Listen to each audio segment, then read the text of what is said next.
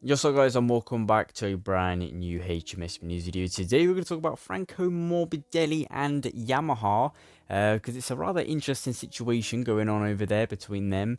Obviously, this season, Franco Morbidelli runner-up last year, P2 in the World Championship, obviously top Yamaha rider. He was on the 2019 bike, so obviously, a different spec Yamaha compared to obviously the factory riders. And, this year they've given him more of the same, pretty much. They haven't given him, any extra factory support or any better parts or anything like that. And, obviously Rossi's come to the team and he has the factory bike, just like Quartararo had it in the previous season when him and Franco Morbidelli were together. So, Franco Morbidelli, once again, getting the scraps from Yamaha, I guess you could say. And this year, obviously, it's affecting him a little bit more than what it obviously was in 2020, because obviously all the rival teams have took a step forward. Obviously Ducati have took a step forward, Suzuki is still strong, obviously bringing a decent package, pretty much similar to last year, slightly better in some ways, but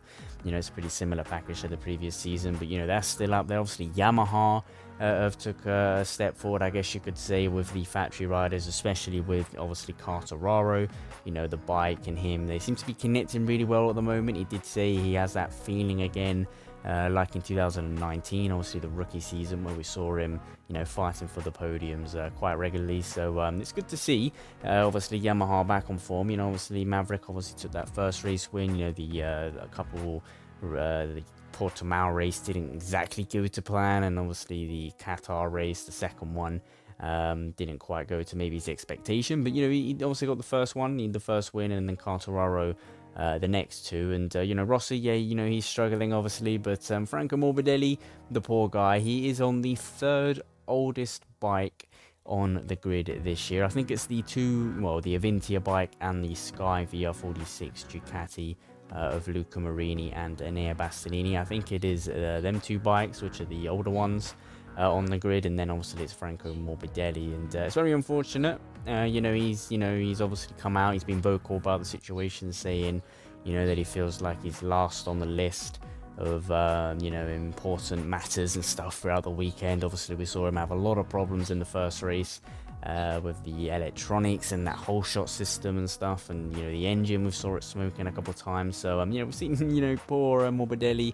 maybe not quite get the treatment that he was maybe expecting to get after finishing as top Yamaha rider last season. Yamaha's response to all of this has been that he has the bike that Petronas paid for.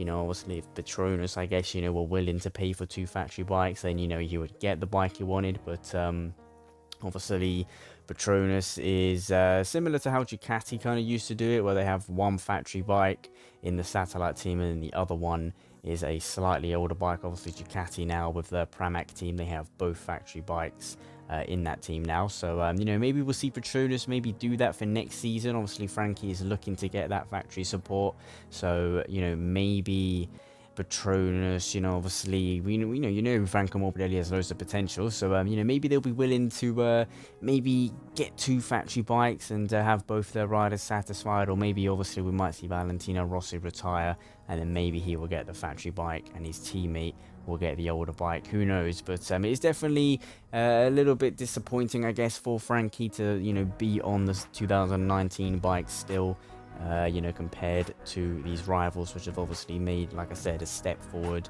The rules for this season haven't changed too much, but the little bits and bobs that you can change, they obviously do make a difference. And unfortunately for Franco Morbidelli, he is on the third oldest bike, and it's definitely going to be a struggle at some tracks. Obviously Portimao, we saw him do a pretty decent job. Qatar, he encountered many issues. So hopefully now moving on through Europe, Jerez and that, hopefully we see him up there. Hopefully the bike works well. For the Yamaha this season, they do look really good, and we do know that bike was quite strong last season, obviously. But we'll see what it's like. Obviously when we get to Jerez and that, I think there'll be tracks obviously that will suit the Yamaha. So we'll see where he is.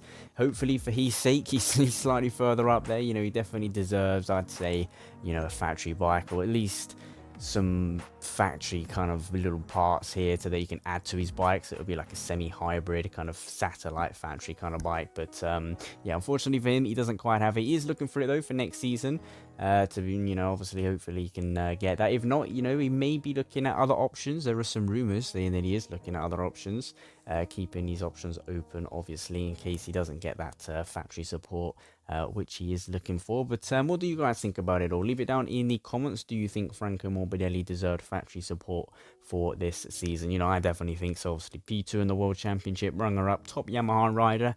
I mean, why wouldn't you give him factory support? Why would you give him a 2019 Yamaha in 2021? It doesn't really make sense. You know, he could have at least got last year's bike. It might not have been, you know, the best Yamaha, but we did see it win 3 races. I think it was with Quartararo, and I'm pretty sure Maverick won one. I'm not too sure, can't remember, but they could have at least given him, you know, the GP20. But yeah, guys, make sure you're down in the comments, leave a like and subscribe for more content as always, and I'll see you with some brand new videos very soon.